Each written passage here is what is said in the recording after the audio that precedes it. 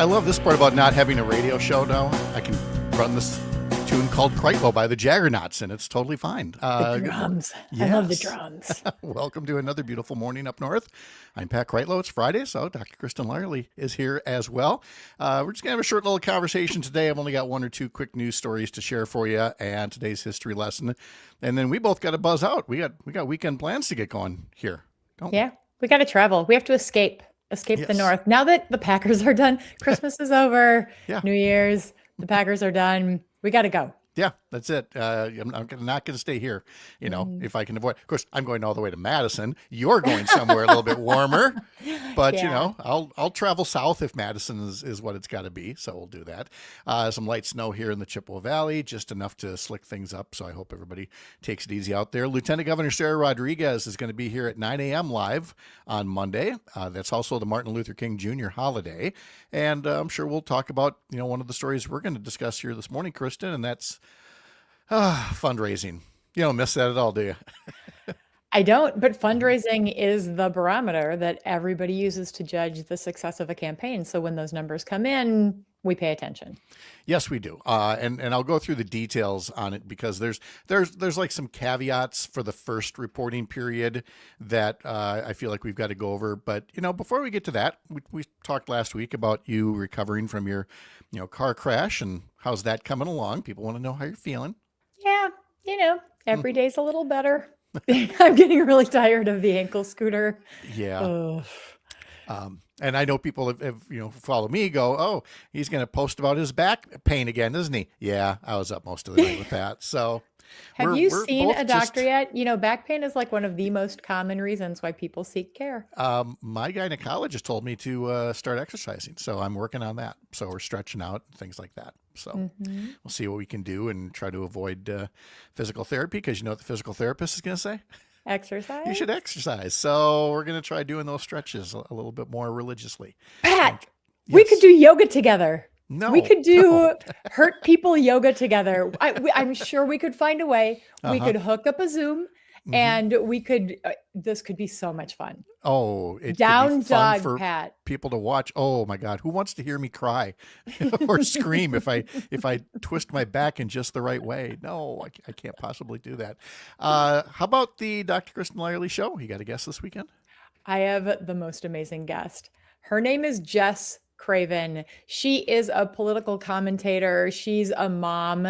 She is the daughter of Wes Craven, if that name sounds familiar to you. He's like the master of Hollywood horror. He did Nightmare on Elm Street and Scream. And Jess is one of those people who, when she pops into your feed, she tells you what's going on, and she tells you in a very real, no holds barred kind of way. And then she tells you what you can do about it. She's one of my favorite people to follow on Instagram and TikTok. And we had a fascinating conversation about how she grew up, how her dad modeled the main character in Nightmare on Elm Street after her. Because remember, it's been a while since I've watched this movie, but at the end of the movie, you just felt so out of control during the entire movie. You couldn't prevent it from happening. It was terrible. It was fear. But when Nancy turned her back on fear, she won. And she's using that message, that lesson now when we turn our back on the fear and the anxiety and all the horrible things that are happening and just come together and find community, we can win, and we will win. It's just going to take us working together. And if you want to hear the Dr. Kristin Lyerly show, is that still a Saturday noon thing on Civic Media? Saturday noon on Civic Media, Saturday at 5 on WCPT in Chicago, and Sunday now in Georgia and Atlanta, noon Eastern. Look at you. Yay. Chicago, Atlanta. Where next? Well, are you going to California this weekend? I mean, maybe we get you a home there. Arizona. Or maybe Arizona. Minneapolis. Yeah. Yes. We'll see. Minneapolis could use it. Minneapolis could use a few more voices of hope and resilience. Though I got to say, they're definitely doing their part. I mean, when I think of all the ways that Donald Trump has taken his private militia, and I'm done calling it ICE, by the way, because it's so little to do with immigrations or customs enforcement. It's his own private militia, and presidents are not supposed to have a private militia that they can move from place to place on a whim.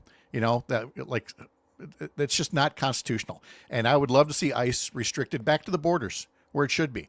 if there's people that are here, violating immigration, I know that there are local authorities that exist here and can help take care of that thing, because right now it's no longer ICE. It's a private militia, and the folks from Minnesota are doing the best they can in trying to show resilience in the face of this just state-sponsored political violence is what we have right now with our friends and neighbors.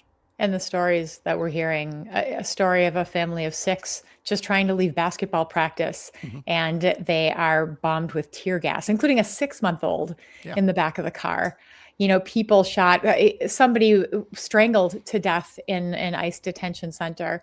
It's just one story after another. They're just going to keep racking up, and we can't we can't deny this, and we have to stand strong. But to be very, very clear, we have to be peaceful. So stand together and be peaceful. Yeah, that's the thing. Things could have gone a lot differently in, say, the civil rights era had nonviolent protests, not carried the day. And that's going to have to be what happens here, because again, we can outlast Donald Trump. We have to make it through the midterms and through the end of this presidential cycle, and not cave in to, people that want us to not show up on election day because we feel like it's hopeless. So that power's in our hands. It's just that it's not going to happen quickly. And so you've got to have that day-to-day patience and toughness to hang on. And by the way, you need to unplug now and then, which again, all week I've been sharing our question of the week from my Sunday morning newsletter. And so tune in, go subscribe to the newsletter, and you'll see on Sunday morning some more of the responses to how do you best unplug for a little while. And Kristin, there were plenty of folks who were willing to basically tell on themselves and say, honestly, I don't unplug enough. I do a little bit of this, but I need to do more of this. I need to do a better job of unplugging. And I guess I was kind of encouraging that people are willing to recognize, much like me in exercise, we could all do a little bit better at something. Down dog. Yeah, it's hard because your phone is everything. It's your phone, it's your entertainment. You open it up, and does this happen to you? You open it up to text somebody, and there's an Instagram alert or something, and you look at it, and 10 minutes later, you've been accidentally watching reels. Why did I put my phone down? I'll look at my computer screen and go, wait, I was about to look up something. So then you pick up the phone again. Oh yeah, it's terrible. Because it's everything, and it hooks you, and it tricks you into doing that. But it is hard to just set it aside, because everybody thinks that you are available all the time. And it didn't used to be that way. And we really have to change that mindset.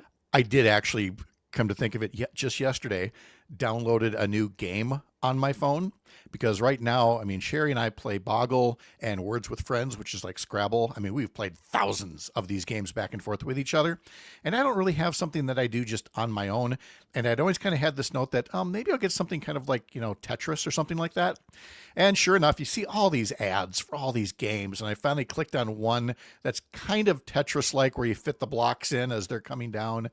And yeah, next thing I knew, 20 minutes had gone by. I'm like, okay, I have found my way to unplug. Now I have to remind myself to replug, because it's still the workday, Pat. So You need that things in mental break. moderation. Yeah.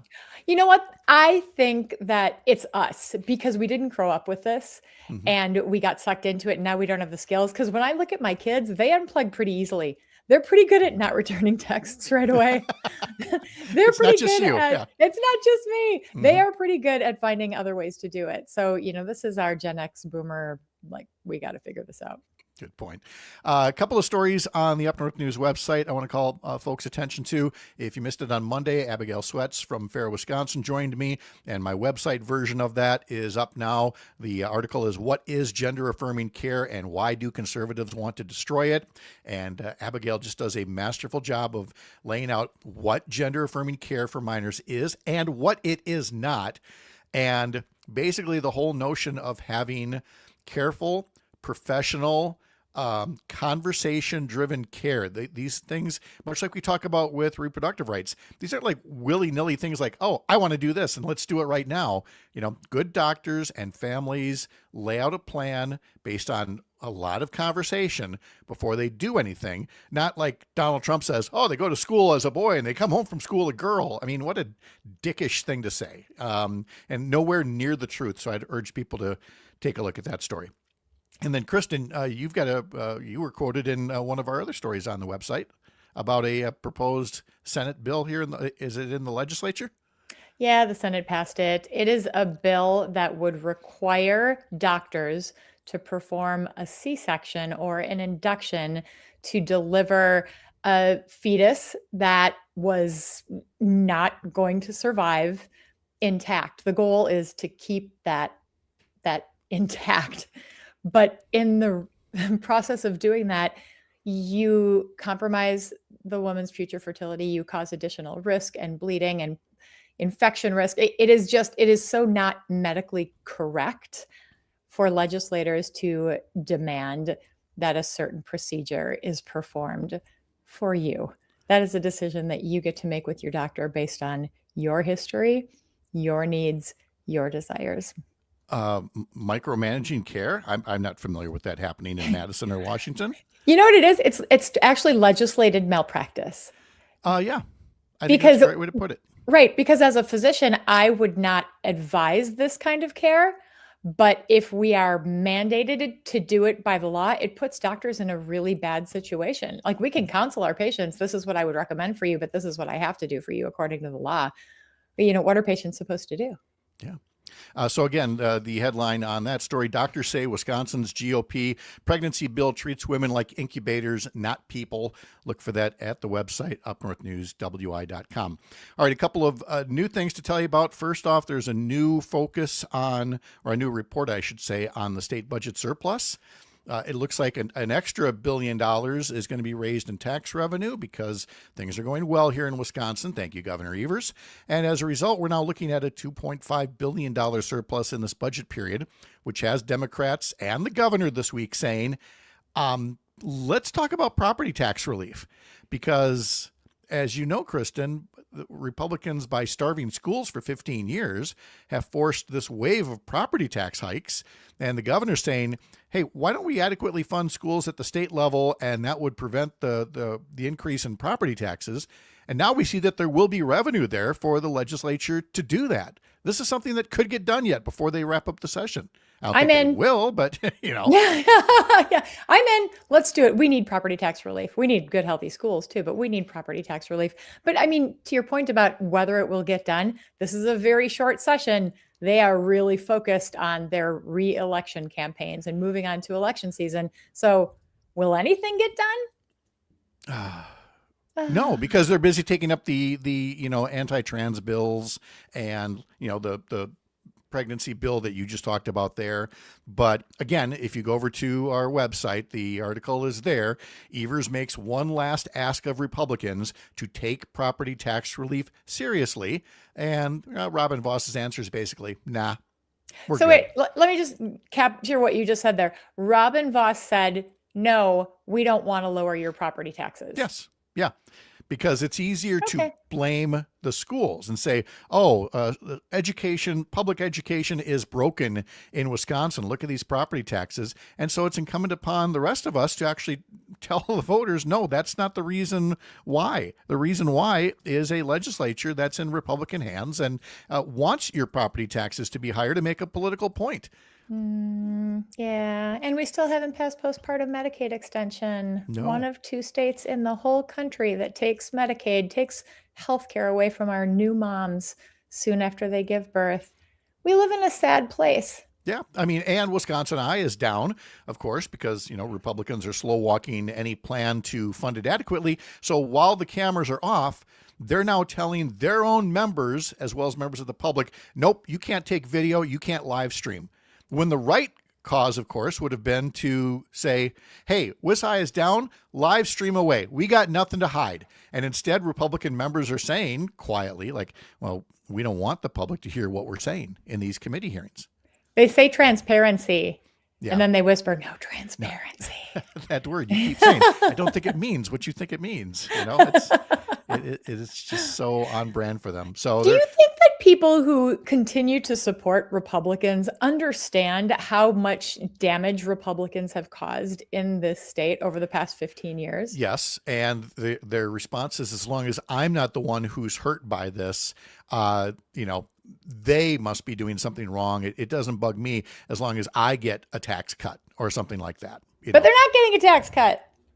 Oh, but they think they are. They think that this person's on their side. But again, as soon as they get sick and need health care, or as soon as somebody in their family wants to get married to their partner, but it doesn't conform with what some right-wing politician thinks, then suddenly you see the conversion. But it always has to be when there's 1 degree of separation that suddenly they understand that, hey, maybe these politicians aren't looking out for our best interests after all. And that's really sad. Yeah, and it puts you in a really bad situation. If you're suffering because something bad has happened to you, there's that level of shame. Some people want to speak out about it and they want to tell their stories, but a lot of people just don't. And it causes a whole other spiral in the wrong direction. So come on, team, let's band together. Transparency for real. Yes. And get things done. Right. And especially if, by chance there is a Democratic trifecta in November. And I'll tell you what, if that happens this November, next January, I'm going to be an asshole. I will be bugging the Democratic senators and the Democratic legislators and the Democratic members of Congress to, not jerk us around and to actually say and do the things they say that they're going to do. I was just reading an article this morning about Kristin Sinema, who, she and Joe Manchin are two of the worst. There were so many things that could have got done during the Biden administration, and Sinema and Manchin, blew it up. And neither one's in the Senate now. And Sinema is now, it turns out she was using taxpayer funded trips to take along the guy whose marriage she broke up. And I'm just like, we deserved so much better than what we got from them. And so needless to say, if Dems get back into power, it'll be like, okay, no more of this go along to get along stuff. If the people send you there for a reason, then, as Gretchen Whitmer likes to say, get shit done. I think we've hit that point. Speaking of Gretchen Whitmer and Michigan, Donald Trump flipping off auto workers. Yeah. What? These are your people. And then the auto worker getting punished for it? Come on. He doesn't care. I mean, and that's the thing is people learn in all these little bits, like, oh, he doesn't actually care about me. He said he did, but he doesn't actually. He never did. And I don't know why folks didn't want to listen to that in the first place. All right, let's turn to the governor's race here because the fundraising numbers have come in for the last 6 months of 2025. So from July through December 31st, people came into the race at various points. I mean, some as early as August when Governor Evers announced he wasn't running for a third term, and others like literally days of campaigning in December because they got into the race so late. So anyway, the deadline was yesterday to file reports. So the numbers were finally been collected. And so what we've got right now looks like this. Basically on the Democratic side, Milwaukee County Executive David Crowley tops the list with $800,000 raised. And then you see like Mandela Barnes, who was only in the race for a matter of days, raised just over $500,000, less than Joel Brennan. You had the current Lieutenant Governor, Sarah Rodriguez, at about $650,000, $378,000 for Kelda Roys, $390,000 for Francesca Hong on the Republican side. Tom Tiffany raised $2 million in the last 6 months of the year, and Josh Schoeman just over a $500,000 in campaign contributions, again, for the end of the year. So now, here come all the caveats. And Kristin, I know you've heard me talk about this before. I would not get into a race with just days left in a reporting period. I would, I'd get all your ducks in a row and hit the ground running on January 1st or October 1st, whatever it is, and really make the most of that report. And I believe you and I had conversations about that prior to other campaigns. Easier said than done, It is. I mean, you have to pick the timing that's right for you. But if you're just looking at the numbers, it doesn't look like Mandela Barnes has raised as much money. I mean, clearly he hasn't raised as much as David Crowley, but the time frame has been much shorter for Mandela Barnes.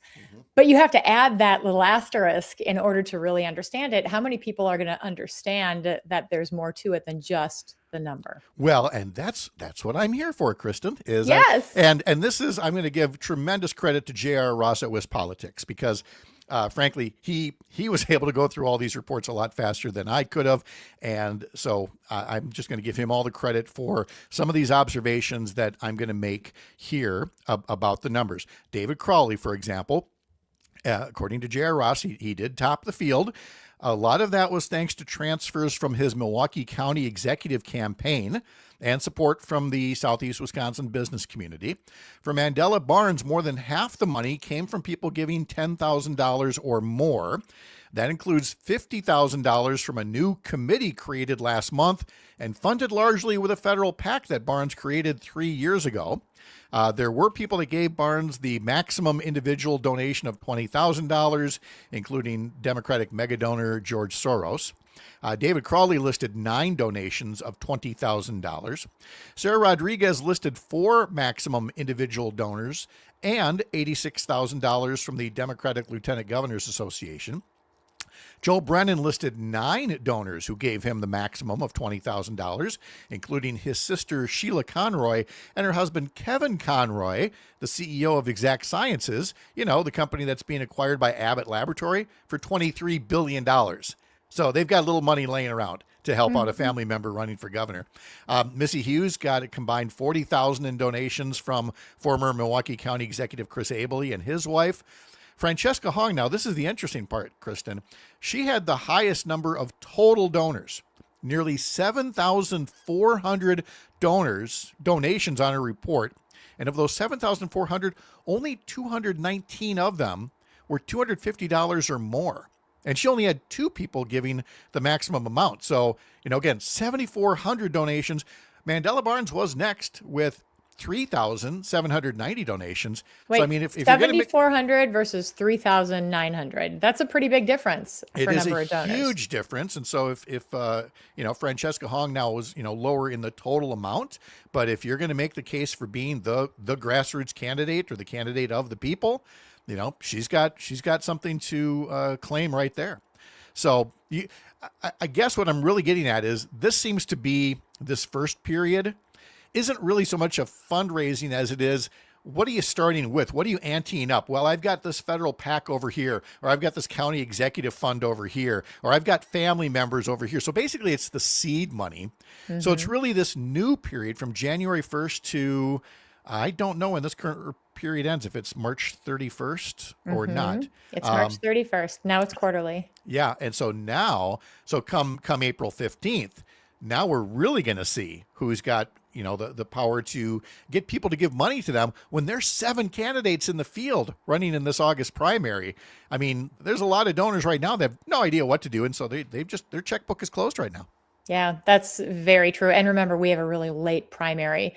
So one of the most important things that every one of these Democratic candidates needs to do is set themselves apart, because they're all looking at the same donor pool. They all are trying to get the same support.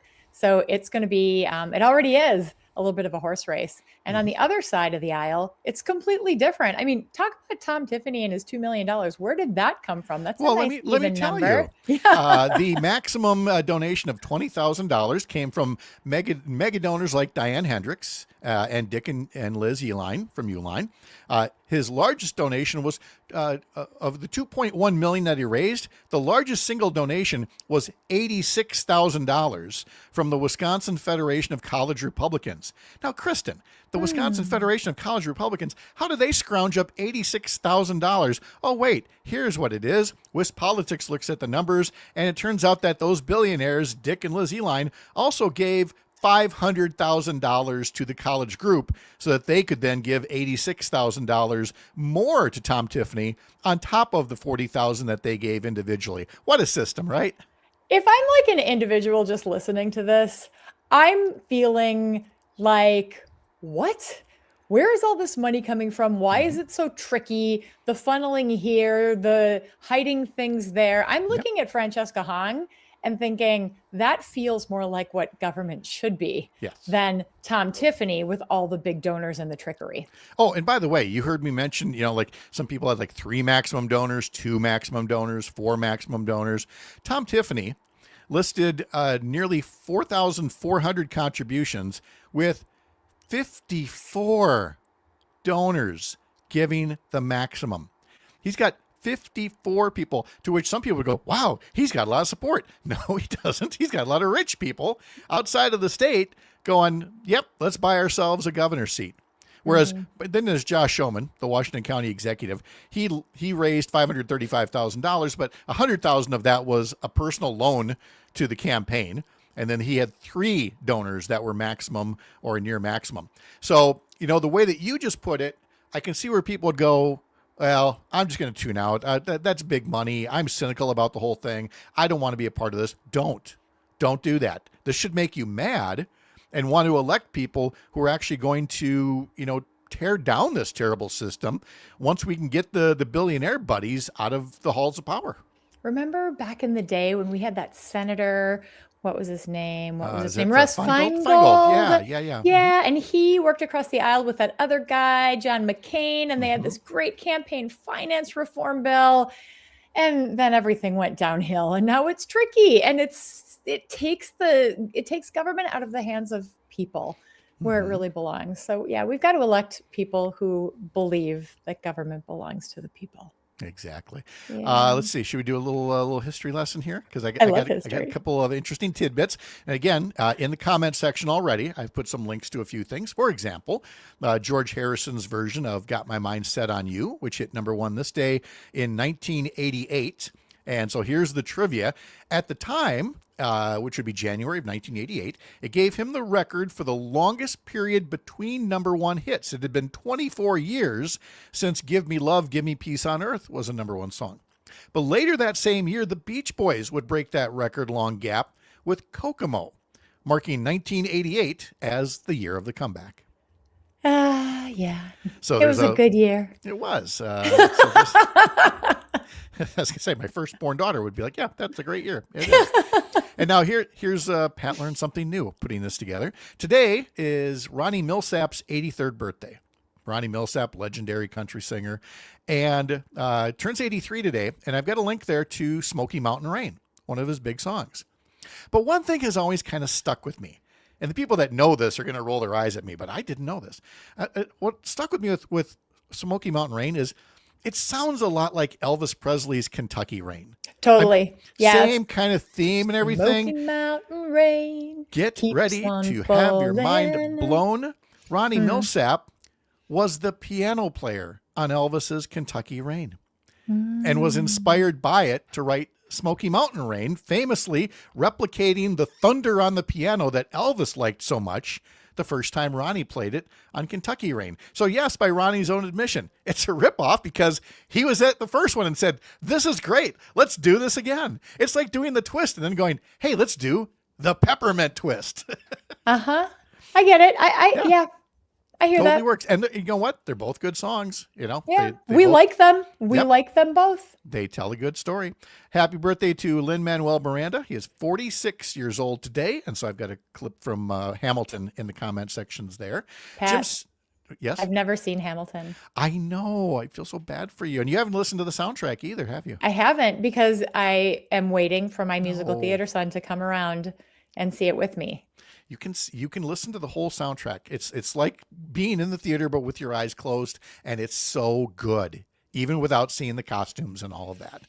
I would recommend it. But okay, you see it when you're going to see it. Jim Stafford is 82 years old today. Remember his novelty songs like "Spiders and Snakes"? And I don't like spiders and snakes. That's the one. And that ain't what it takes to love me. You fool. Maxine Jones is 64 today from En Vogue. So cue up some My Lovin'. Yep.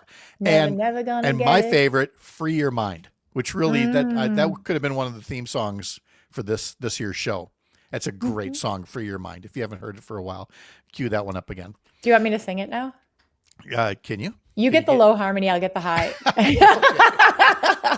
Because I can't get up there with "Free Your Mind." No, can't do and that. the rest will follow, Pat. Just Be Yeah. colorblind. Don't be so Don't be so shallow. shallow. On this day in 1992, Eric Clapton's MTV Unplugged special was recorded. They would go on to win 6 Grammys, including Record of the Year, with songs that included Tears in Heaven, Before You Accuse Me, and a reimagined version of Layla.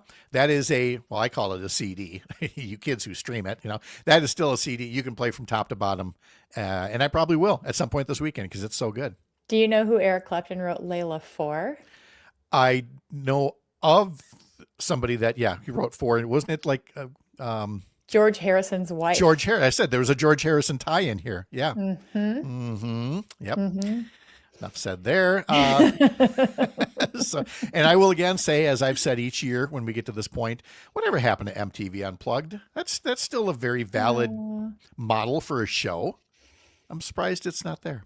Didn't they stop doing music, like regular videos on music? I think MTV stopped doing all of that recently. Well, that was the story last week, and then people had to clarify that the all music channels in the U.S. are still there. Now they're on some very obscure channels. You have to really go looking for them.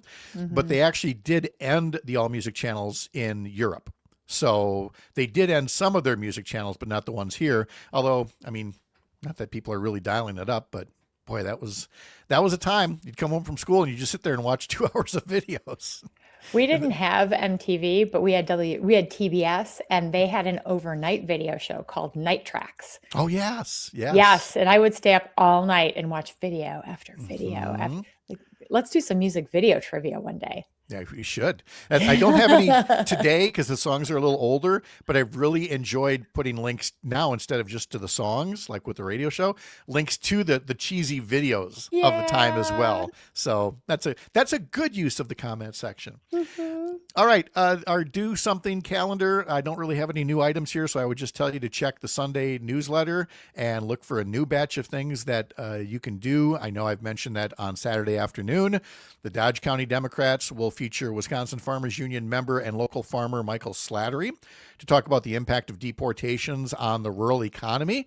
That's at the Dodge County Dems office on Spring Street in Beaver Dam starting at 1 o'clock tomorrow. The League of Women Voters of Milwaukee County will mark Martin Luther King Jr. Day Monday with an event titled Where Do We Go From Here? Look them up at lwvmilwaukee.org. There is the Free America Walkout next Tuesday. There's also Main Street Action doing a day of grassroots activity at the state capitol next Tuesday. And then finally, next Wednesday is that first gubernatorial forum that Main Street Action is putting together with the 7 Democratic candidates for governor. Our friend Dan Schaefer from the Recombobulation area will be the moderator. And I hope that there's a live stream of that because I'd really be interested in seeing that. It's going to be good. We need this. I think we're really desperate to see these candidates together, to hear what they have to say, to see how they interact. I don't know about you, Pat, but I'm ready to start narrowing down the field and really investing. Yes. There are people that really want to invest, and they've asked me, and I'm like, well, you're just going to have to keep your powder dry, because you might like this person or that person. So yeah, starting next Wednesday, we might see a little sifting and winnowing, as they say. I'm interviewing Mandela Barnes next week for the following weekend. So that'll be fun. There you go. All right. You just continue to check on through all those candidates. And of course, I've got Sarah Rodriguez, the Lieutenant Governor, will be here this coming Monday at 9 a.m. live right here. Same bat time, same bat channel. From the mailbag, from a Todd Alba. Let's see. Dear Pat, ice fishing is slow on the lake. I'm now naming my grubs after Republican legislators. But anyway, to raise our spirits, would you and Dr. Lyerly consider a karaoke tour called Doc and Pat Musical Medication? Yes. You sure committed my time real fast to that, didn't you? We'll have to work through it a little bit. You know what? There's one person we'd have to take along. Now, I'm going back a couple of years to a night during one of the Democratic Party conventions. I guess it was in Green Bay, when you and I and then Wausau Mayor Katie Rosenberg talked about going out and doing karaoke, and we never made it happen. And I think we have to. I think if we can find a way to tie this into like some events, I don't know if it's fundraising, get out the vote or whatever, we could. Okay, Todd, you just started something here. You just might have started something. Todd here. had no idea Had what no- he was doing. Well, Todd doesn't know that he's being wrangled into it then, so we're going to hear him do a little En Vogue as well. Or maybe he's more a salt and pepper guy. I don't know. We'll find out. So I see a little Howard Jones in Todd. no one is to blame? I don't know, Todd. You'll have to tell us. Yes. What is Todd's karaoke song of choice? All right. Well, we'll get to all of that as well. Kristin, this was fun. Thank you. Now, next Friday, we're both going to be traveling again, so we will not do this next Friday, but maybe in a couple of weeks, you'd be willing to do it again? Weeks. Mm-hmm. Okay. I would like that. Have a great weekend. Safe travels. Thanks, Thank everybody, you. for tuning in. We'll see you next time for another beautiful morning up north. Have a great weekend.